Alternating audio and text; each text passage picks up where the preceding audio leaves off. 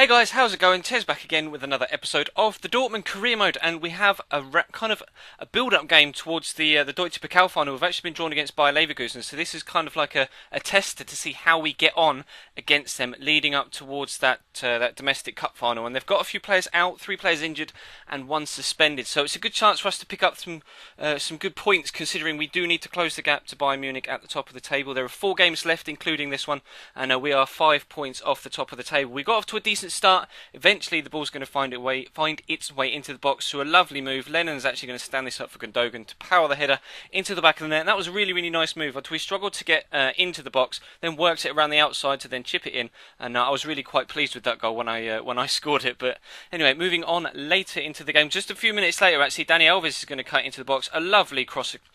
Lovely cross across the box, and Mario Götze is there with a tidy volley back across the goalkeeper into the bottom corner.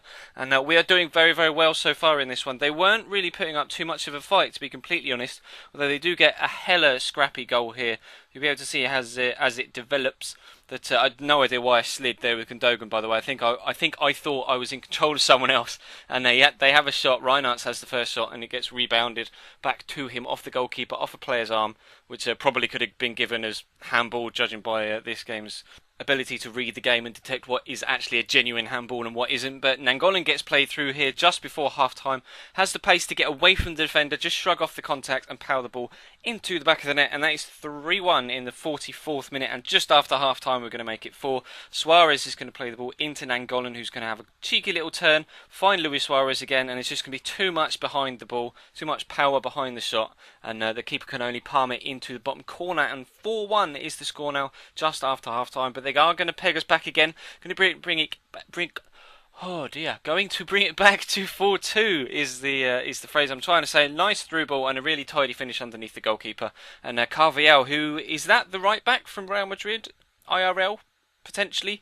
Let me know if I'm right or not. But the cutscene at the end was this. I presume that's just because we've now got enough points to secure Champions League football next season. So it didn't actually come up and tell me the final score, but we did in fact win 4-2. Pretty even game actually, to be completely honest. And perhaps Leverkusen deserves something from it, but that's a good tester to go into that cup final at the end of the season, which will actually be a live com coming up in a couple of days' time. So keep your eyes out for that. But the next game in this episode is FC Cologne. And of course where Podolski comes from and where Gamescom was held just a couple of weeks ago. But as you can see, we are now within 3 points of Bayern Munich at the top and within 2 points of Schalke in second. So if we can pick up a win in this one and hope that maybe Bayern and Schalke drop points, then that would be fantastic as we go into the last 2 games of the season. So we actually pick up a free kick here, and Luis Suarez hasn't really had a chance to have a set piece for us yet. So I kind of tried to line it up so I could just... the aim was to get it up and over the wall, and that is exactly what Luis Suarez did. That was a wonderful free kick. You'll be able to see from the replay. Maybe if the wall had jumped properly, they might have been able to get onto it, rather than just turning their backs like absolute wet wipes. But we'll take it. We'll take the 1-0 lead, and then we're going to make it 2-0 here as Luis Suarez picks the ball up on the halfway mark. Lobs the ball over to Aaron Lennon, somehow manages to shrug off the attention from the defender, because Aaron Lennon really isn't the strongest. The amount of times, obviously he's rapid, but the amount of times he is obviously clear, but they just tug him back and the referee gives nothing.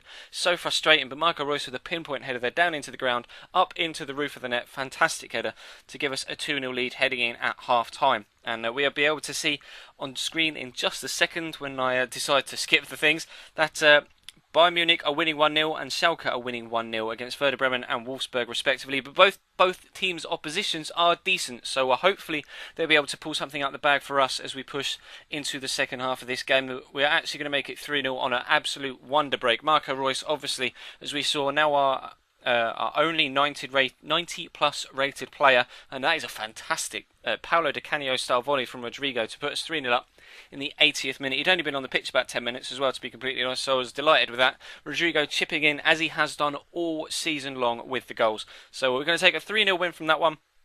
And unfortunately, I do believe as we go through that Bayern Munich and Schalke were both able to pick up wins. So we're still 3 points behind Bayern. We're still 2 points behind Schalke as we head into the next episode.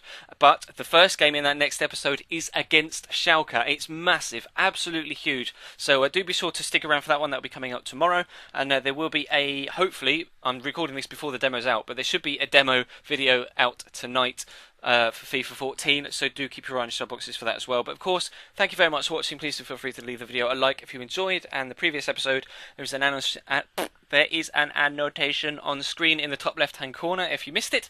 And of course, if you haven't subscribed to the channel already, not that you probably would want to, because this commentary has been all over the place. But anyway, if you would like to see more from me, there will be a link in the description and on screen above the channel emblem and subscribe button to do so. So thank you very much for watching, guys, and I will see you tomorrow.